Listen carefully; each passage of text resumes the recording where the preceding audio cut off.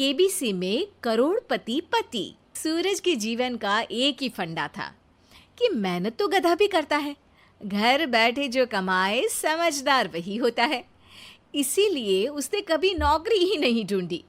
इस बात से हालांकि उसकी पत्नी शिखा बिल्कुल भी अग्री नहीं करती थी, पर फिर भी सूरज को समझाना बेकार था। टीवी में कैसे बनोगे करोड़पति का ऐड देखकर उसे लगा कि बस अब तो घर बैठे ही वो करोड़पति बन सकता है, और उसके पीछे उसने अपने सारे सोर्सेस एक्टिव कर दिए। 2 हफ्ते में उसके कलीग के साले के पड़ोसी के बेटे का सोर्स निकलता है जो कि उसे शो में पहुंचा सकता है, और सूरज उससे मिलने चला जाता है। अच्छा, तो हमें मुकेश जी बता रहे थे कि आप हमें शो में पहुंचा सकते हैं। हाँ, उसमें कोई तकलीफ नहीं है। मैं कल अगर कोशिश करूँ तो इसी महीने में आपका नंबर आ जाएगा। अरे ये तो बहुत बढ़िया हो गया। अच्छा, वो सिलेबस और क्वेश्चन पेपर का कोई जुगाड़ है क्या? हैं?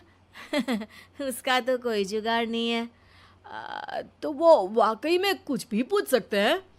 हाँ, वो तो बच्चन जी पर है, जो पढ़ते हैं वो पूछ लेते हैं। पहली कोशिश फेल होने पर अब सूरज के सामने एक बहुत बड़ा सवाल था कि आखिर जवाब कहाँ से लाए।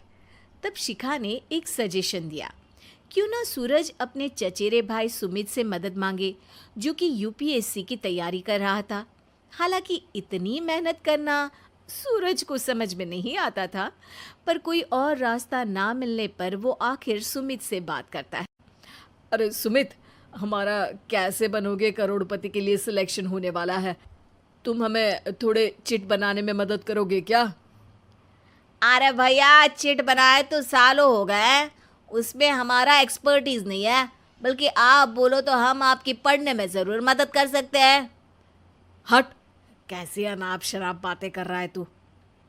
सूरज ने सुमित को मना तो कर दिया था, पर तैयारी करने के सिवाय कोई चारा उसे दिख भी नहीं रहा था। खासकर जब 12 के पेपर लीक करने के एक्सपर्ट शुक्ला जो भी हाथ जोड़ लेते हैं। आखिर सूरज को सुमित के पास जाना ही पड़ा, और उसने सुमित और शिखा से वादा किया कि वो बहुत मेहनत करेगा। 1 महीने की तैयारी के बाद फाइनल हुआ कि शो से 1 हफ्ते पहले एक ट्रायल खेला जाएगा, जहां पर सारे रिश्तेदार ऑडियंस की जगह पर होंगे और शिखा सवाल पूछेगी। दूर दराज से भी रिश्तेदार आकर हाजिर हो गए देखने कि आखिर कैसे बनेगा सुमित करोड़पति। सब कुछ सेट था, और इतने में सूरज आकर अपना स्पीच देता है। ये 1 महीना मेरे लिए आसान नहीं था, पर अपने भाई सुमित और अपनी पत्नी शिखा की मदद से मैं इतनी दूर पहुंच पाया हूँ। मेरे मम्मी पापा के आशीर्वाद ने भी बहुत साथ दिया है मेरा। मैं उम्मीद करता हूँ कि आज के शो में आप लोगों को बहुत मज़ा आएगा। साक्षी पहला सवाल पूछती है और पूरे कमरे में सन्नाटा छा जाता है। इंडिया में कितने स्टेट्स हैं? 3, सॉलिड, लिक्विड और गैस। अरे रुकिए, तो ऑप्शंस तो देने दीजिए। इतने में 5वीं कक्षा का चिंटू बोल उठता है। अरे क्या मामा, आप तो पहले सवाल पर ही आउट हो गए। अरे बेटा, पहला सवाल तो ट्रायल होता है ना। अरे तुम अब देखना। देखने जैसी बात तो थी ही। सूरज को इतना शांत किसी ने नहीं देखा था। कभी कभी तो लगता था मानो सूरज आंख खोलकर ही सो गया हो। मामा जल्दी करो प्लीज, कल सुबह पनवेल भी तो निकलना है। अरे हट, कंसंट्रेट करने दे मुझे। 3 सवाल में 3 लाइफलाइन खत्म हो चुकी थी, और अब चौथे सवाल पर भी सूरज का मौन नहीं टूटा। पर सूरज अभी भी हार मानने को तैयार नहीं था। उधर हर कोई सूरज को छोड़ सुमित को देख रहे थे। आखिर सुमित ने ही तो पढ़ाया था सूरज को। गजब बेइज्जती है यार। अरे बेटा, तो बाप का, दादा का, भाई का, सबका नाम बुड़वाएगा। अरे 3 लाइफलाइन ले ली तो भी तेरा कुछ नहीं होना है। अरे कोई इतनी बात करता है क्या शो पर? अरे बेटा, शो पर तेरे जैसे भी तो नहीं आते ना। सूरज की ये जंग आखिर 1 घंटे बाद 5वें सवाल पर खत्म हो गई, जब उसने इंडिया के नेशनल बर्ड का नाम कहा, कौवा। अरे बेटा, मजा तो बहुत आया, बस थोड़ा टाइम पर खत्म होता तो आनंद भी आ जाता। ताने बारिश के बूंदों की तरह बरस रहे थे और सूरज को भी समझ आ रहा था कि ये करोड़पति बनना शायद उसके बस के बाहर की बात है। पर वो आखिर ये बात मान कैसे लेता? वो सख्त लौंडा जो ठहरा, उसने सोचा कि बेइज्जती तो हो ही चुकी है, पर अगर मैं हार नहीं मानूं तो शायद कुछ हो सकता है। शिखा, तुम देखना, असली शो में आग लगा दूंगा, आग। करोड़पति बनूंगा मैं। हाँ, सब्जियां खत्म हो गई है घर पे, ले आओ। पहले पति बन जाओ, फिर करोड़पति बनना। अरे गजब बेइज्जती है यार। बेटा, अभी तो घर पर ही हुई है, 1 हफ्ते में तो तुम देश के सामने करवा कर आओगे। वैसे जब टीवी पर जाओ ना तो बस अपने मम्मी का ही नाम लेना, ठीक है? कोई पूछे तो बोलना कि पापा नहीं है मेरे। अरे पढ़ाई की, पेपर निकलवाए, इतने सारे लोगों को खाना खिलवाया, क्या फ़र्क पड़ा? इसीलिए मैं कहता हूँ कि मेहनत तो गधा भी करता है, घर बैठे जो कमाए वही सिकंदर। लेकिन मामा, गधे भी जानते हैं कि हमारा राष्ट्रीय पक्षी मोर है। सावित्री 2 बेटों की माँ थी। उसे इस बात पर बड़ा घमंड था। वो मानती थी कि बेटे घर की शान होते हैं। ये ले सावित्री, मिठाई खा, मेरे यहाँ पोती पैदा हुई है। ये सुनते ही सावित्री मुंह बना के कहती है, अरे तू तो लुट गई, बर्बाद हो गई, तेरे यहाँ लड़की पैदा हो गई। अरे तू ऐसा क्यों कह रही है? मैं तो बहुत खुश हूँ।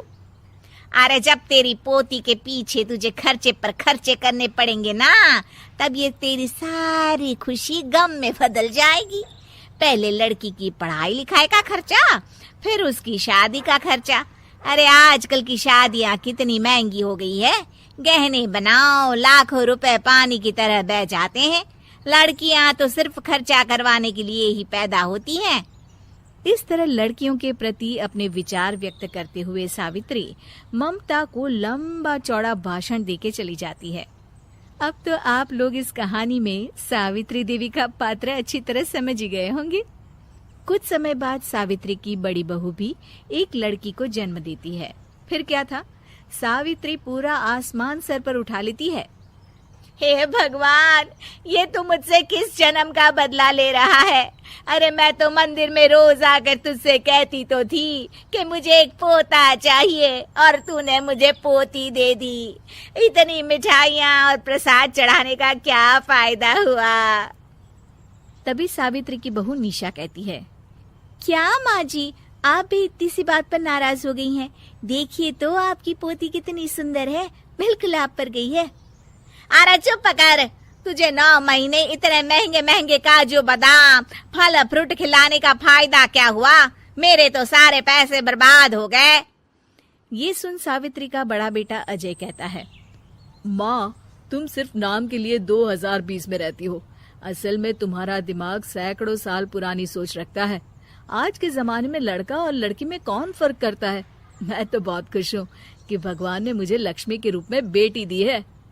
लेकिन सावित्री पर अजय की बातों का कोई असर नहीं होता। नालायक, अपनी पत्नी की जबान बोल रहा है। मेरा बड़ा बेटा तो हाथ से गया। लेकिन सावित्री देवी हार मानने वाली नहीं थी। वो पोते की चाह में अपने छोटे बेटे विजय की शादी करवा देती है। कुछ समय बाद आखिरकार वो दिन आ ही जाता है जब सावित्री की छोटी बहू गर्भवती हो जाती है। सावित्री इतनी खुश हो जाती है कि वो बच्चे के जन्म से पहले ही सारे मोहल्ले में ढिंढोरा पीटने लगती है। ये क्या सावित्री, तू तो पोते के जन्म से पहले ही मिठाई बांट रही है। पहले पोता पैदा तो होने दे, और फिर क्या पता अगर पोते की जगह पोती पैदा हो गई तो। ये सुन सावित्री चिढ़ जाती है। अरे अपनी काली जबान मत चला, मेरी मिठाई खा के मेरा ही बुरा सोच रही है। बड़ी आई, ला मेरी मिठाई वापस कर। देख लेना, इस बार मेरे यहाँ पोता पैदा होगा, पोता। लेकिन ठीक इसका उल्टा होता है। सावित्री की छोटी बहू भी एक लड़की को जन्म देती है। सावित्री फिर से रोना धोना शुरू कर देती है और अपनी छोटी बहू को कोसते हुए भला बुरा कहने लगती है। देखते ही देखते ये सावित्री की रोज की आदत हो जाती है।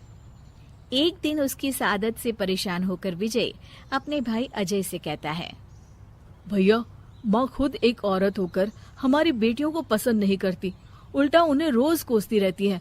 मुझे माँ की यह आदत बिल्कुल पसंद नहीं आती। अरे तू ठीक कहता है, मैं भी अब माँ से तंग आ गया हूँ। अच्छा, तो अब तुम दोनों इस तरह पीठ पीछे मेरी बुराई भी करने लग गए हो? नहीं माँ, हम चाहते हैं कि घर में शांति बनी रहे।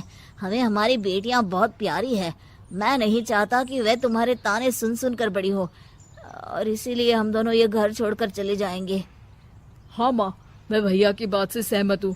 जब तुम इस घर में अकेली रहोगी तब तुम्हें अपनों की कीमत का एहसास होगा। अपने दोनों बेटों के मुंह से अपनी माँ के लिए इतने कठोर शब्द सुन सावित्री भावुक और रुआंसी होकर कहती है, क्या सच में तुम दोनों मुझे इस घर में अकेली छोड़कर चले जाओगे? हाँ माँ। हाँ माँ, अब पानी सर के ऊपर जा चुका है। मैं तुम दोनों के बिना नहीं रह सकती। अपनी सास के आंसू देख अजय और विजय की पत्नी अपने पतियों से लड़ पड़ती है। अरे जिसे जाना है वो जाए, मैं माँ जी को छोड़कर कहीं नहीं जाने वाली। भाभी, आप ये क्या कह रही हैं? वही जो तुम सुन रहे हो, दीदी बिल्कुल सही कह रही है। हम बेटियों के संस्कार हमें सिखाते हैं कि सास माँ समान नहीं बल्कि माँ ही होती है, और उस माँ की जिंदगी भर सेवा की जाती है। बेटे अपना फर्ज भूल सकते हैं, लेकिन बेटियां नहीं। आप दोनों शौक से जा सकते हैं। माँ जी, हम दोनों के रहते आपको किसी बात की फिक्र करने की जरूरत नहीं। फिर क्या था, सावित्री के ऊपर छाए बेटों के घमंड के बादल उसकी बेटी स्वरूप बहुओं के तेज के आगे आंसू के रूप में परिवर्तित होकर सावित्री की आंखों से बहने लगते हैं और वो उन दोनों को गले लगा लेती है। मैं जिंदगी भर बेटियों को कोसती रही, लेकिन आज तुम दोनों को देख मुझे समझ आ गया कि बड़े अभागे होते हैं वो लोग जिनके घर बेटियां नहीं होती।